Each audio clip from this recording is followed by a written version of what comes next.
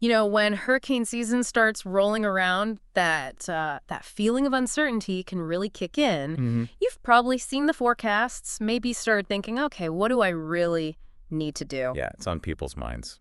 So today, we're going to do a focused deep dive into this resident preparedness guide you shared. Right. And look, our goal isn't to bury you in every single detail. It's more about, digging out the key stuff. The actionable steps. Exactly. The things that will actually help you feel more prepared, maybe a bit calmer as the season gets closer. Think of it like we're walking through the guide with you. Okay. We're pulling out what really matters so you know where to put your energy. Makes sense. We'll cover the planning you should do before anything happens, what those alerts actually mean. Yeah, the watch versus warning thing. Right. And of course, what absolutely needs to be in your emergency kit. Perfect. So let's jump right in. The guide really hits home this idea that getting organized now is key. Oh, absolutely. Preseason planning. It says it really helps dial down the anxiety later. It does. Knowing you've done what you can makes a huge difference when a storm's actually approaching. And one of the first big things it mentions is a family disaster plan. Sounds simple, but why is that so fundamental? Well, it's not just about having a plan. It's about making sure everyone in the house knows it, like instinctively knows it. So under pressure, people know what to do, Even the kids. especially the kids in some ways. The guide specifically mentions teaching children how and when to call 911. Ah, that's a good point. It seems small, but in chaos, a kid knowing that could be, well, life-saving. That's powerful. It really empowers everyone. Okay, then the guide moves to sort of the nuts and bolts of securing your actual house. Right, your physical structure. What are the key takeaways there? Well, think of it as your first defense line. The guide says check your shutters. Make sure they work. Yeah, are they in good shape? And crucially, do you know exactly where all the hardware is? Oh, yeah. Nothing worse than hunting for bolts when the wind's picking up. Exactly. Having shutters is useless if you can't put them up quickly. And it also brings up this idea of a safe room. What's that about? So this is basically your designated spot to ride out the worst of the storm. Okay. Think like an interior closet, maybe a bathroom with no windows. Somewhere sturdy. And you stock it. The guide says aim for at least 3 days worth of emergency supplies in there. Got it. It's that reinforced space you can retreat to when things get really dangerous outside. Makes total sense. And what about, important papers, photos, things you can't replace? Yeah, the guide addresses that too. It's about thinking beyond just immediate physical safety. Okay. Losing documents or photos to water damage is just devastating after the fact. So what's the advice? Simple but smart. Uh, Waterproof bags or containers. And keep them in that safe room or another high secure spot saves a lot of potential heartache. Definitely worth doing. Okay, this next point feels really proactive. Checking your insurance. Critical. It specifically says check for flood and windstorm coverage. Why those two? Because they're the big risks with hurricanes, Yeah. right? Property damage. Right. Standard homeowners policies often don't cover flooding. You usually need a separate flood policy. Especially in certain areas. Absolutely. And wind damage is the other major threat. So you need to know your coverage limits for both. And the guide suggests taking photos of your house. Yes, inside and out, Yeah. before anything happens. It's invaluable proof if you need to file a claim later. That visual record seems like it would simplify things immensely. It really can. Another practical tip, posting emergency numbers near your phones, including out-of-state contacts. Why out-of-state? That's a really good one. Because during a big storm, local phone lines can get totally overloaded. Or even go down completely. Exactly. So having someone out of state who's unaffected, they might be able to relay messages for you or check on things when you can't get through locally. Huh, that's a clever backup. Okay, shifting gears to actually getting out, if needed. Transportation plans. Yes, if an evacuation order comes, you need to know how you're leaving. And where you're going. And where you're going, absolutely. And the guide stresses telling someone else, family, a neighbor, your destination. Just so someone knows where you're headed. Right. It's a safety net. Helps ensure people don't get stranded and unaccounted for. And we absolutely cannot forget pets. The guide is very clear on this. Very clear. Never leave them behind. What are the main things pet owners need to do? Okay, number one. Yeah. Plan ahead for where they'll go if you evacuate. Pet-friendly hotels, kennels. And book early. Book way early. These places fill up incredibly fast. Many require prior registration, so you can't just show up. Your heads up. Your pets are family.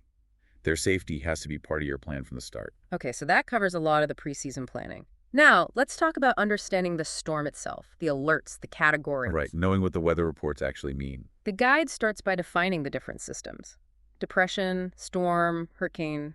What's the key difference? It really boils down to wind speed, sustained wind speed. A tropical depression, that winds up to 38 miles per hour. Still organized, but weaker. If they get stronger? Then tropical storm, that's winds from 39 up to 73 mile per hour. That's when they usually get a name. Right. And then hurricane, 74 mile per hour with sustained winds or higher. That's when the potential for major damage really ramps up. And within hurricanes, we hear about categories 1 through 5. Can you quickly break those down based on the guide? Sure. It's all about increasing wind speed and potential damage. Okay, Cat 1. Category 1 is 74 to 95 mile per hour. Think damage to mobile homes, maybe some trees down, signs. Cat 2. 96 to 110 mile per hour. Now you're looking at more roof damage, siding damage, more significant tree damage. Getting serious. Category 3 is 111 to 130 mile per hour. That's considered a major hurricane. Significant structural damage is possible. Okay. Category 4, 131 to 155 mile per hour. Now we're talking catastrophic damage. Homes can be severely damaged or destroyed. Wow. And Cat 5. Category 5 is over 155 mile per hour. Just devastating. Widespread destruction, potentially making areas uninhabitable for weeks or months. Understanding those levels really puts the threat in perspective. It does. It helps you gauge the seriousness. The guide also explains a hurricane watch. What does that mean for us? A watch means hurricane conditions are possible in your area, usually within about 24 to 48 hours. So as a heads up. Exactly. It's your signal to finalize preparations. Get those shutters up, double-check supplies, review your evac plan. Don't wait. And though the guide focuses on the watch, there's also a warning, right? Right. A hurricane warning means conditions are expected, usually within 36 hours. That's much more serious. That's when you might get evacuation orders. That's typically when mandatory evacuations might be issued, yes. Oh. A warning means imminent danger. Okay, very clear distinction. So we've planned, we understand the alerts. Let's talk essentials. Food and water. Crucial. The guide recommends a 2-week supply. 2 weeks? Wow, that sounds like a lot. It does, but you have to think about potentially long power outages. Right. And supply chains getting disrupted. Stores might be closed or empty for a while. So what kind of things should we focus on stocking? Water is number one, obviously. Plan for ice if you can. Okay. Think non-perishables. Canned goods are great meats, fruits, veggies, soups, things that don't need cooking or refrigeration. Right. Easy stuff. Yeah, dry cereal, crackers, granola bars, protein bars, nuts, peanut butter, juice boxes, shelf-stable milk. And baby food if needed. Absolutely. Don't forget formula, baby food, diapers, anything specific your family needs, especially dietary requirements. Good point. Okay, beyond food and water, there's the rest of the survival kit. What else is vital? This is about staying functional, informed, and safe when the power's out. Like what? Oh, communications. A car charger for your phone, a portable power bank, super important, a battery-powered radio, or even a small TV. And lots of extra batteries for everything. Flashlight. Definitely flashlights and more batteries. A manual can opener, don't rely on electric. Oh, good one. Easy to forget. Prescription meds have at least a week's supply, preferably more. Any specific toiletries, baby supplies, incontinent pads if needed, spare keys, house and car. What else? Fuel, like gasoline, but stored safely in an approved container. A fire extinguisher. Safety first. A local map, because GPS might not work. Some way to cook without power, like sterno, or a propane grill used safely outdoors. Cash. Yes, cash and small bills. Yeah. ATMs and credit card machines won't work without power. Good point. Then, comfort and basics. Some clothes, blankets, pillows, insect repellent, a good first aid kit, matches, or a lighter. It seems like a long list. It does a bit. But it's designed to cover your bases so you could be self-sufficient for a while. Okay, that makes sense.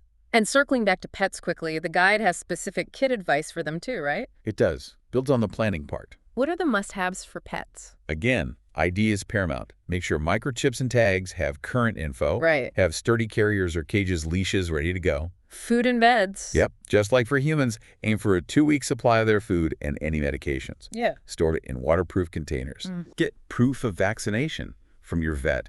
Maybe laminated. Ask about microchipping if you haven't done it. And photos. Keep current photos of your pets, just in case you get separated. It can really help with identification. All sounds very sensible.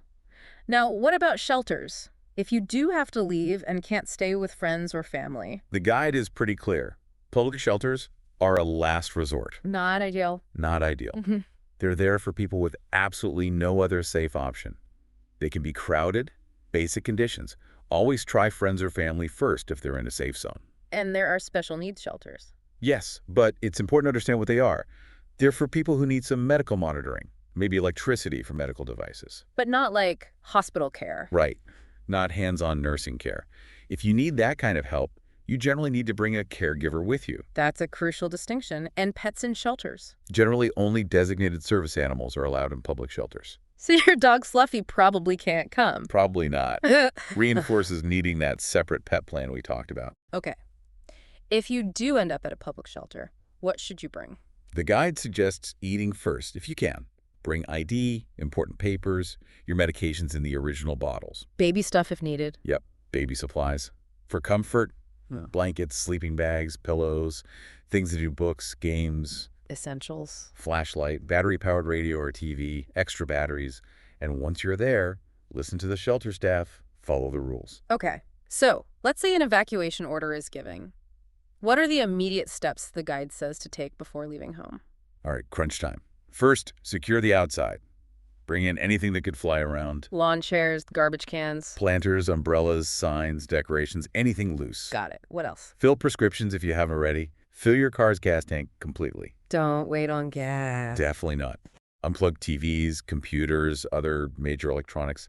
Bring in antennas or satellite dishes if you can easily. Protect things inside. Yeah. Move furniture and electronics away from windows if possible. Maybe cover them with plastic sheeting. Turn your fridge and freezer to the coldest setting. Helps things last longer if power goes out while you're gone. Smart. And finally, put any remaining valuables or important documents in those waterproof containers high up before you lock up and leave. That's a solid pre-evacuation checklist. Lastly, the guide lists a whole bunch of phone numbers. Yeah, it's a really handy resource page. Having those all in one place seems incredibly useful. Absolutely. Saves you scrambling in an emergency. You've got the emergency management number for before the storm. And the 311 line for during and after. Right, the citizens information line. Plus specific property manager contacts for some people, which is useful. And the standard emergency numbers. Of course, 911 for police, fire emergencies, plus non-emergency numbers. What else is on there? There's a statewide info hotline, numbers for the Salvation Army, FEMA. Thinking ahead for after the storm. Exactly. There's even a price gouging hotline and the state insurance claim hotline. Plus, contact info for the Special Needs Registry, the utility company. It even mentions checking the OUC and FPL websites. So it really centralizes all that key contact info. It's a vital tool to have printed out and ready. Well, we have definitely taken quite the deep dive into this resident preparedness guide. We have. Hopefully, listening to this gives you, our listeners, a much clearer roadmap for navigating hurricane season. Yeah, the idea is that taking these steps, the planning, the supplies, knowing the risks and who to call it, really does empower you. Take some of the anxiety out of it. It absolutely can. You're taking control of what you can control. So as you're thinking about all this, here's maybe a final thought to chew on. What's one thing, just one concrete action, maybe small, maybe big, that you can realistically do in the next 24 hours to boost your own preparedness? Could be anything. Could be checking flashlight batteries, putting aside a few extra bottles of water, making that call about pet-friendly hotels. Just starting somewhere. Exactly. That first step. Sometimes it's the hardest, but it builds that momentum. And hopefully leads to greater peace of mind. Well said. Thanks for exploring this really important topic with us today.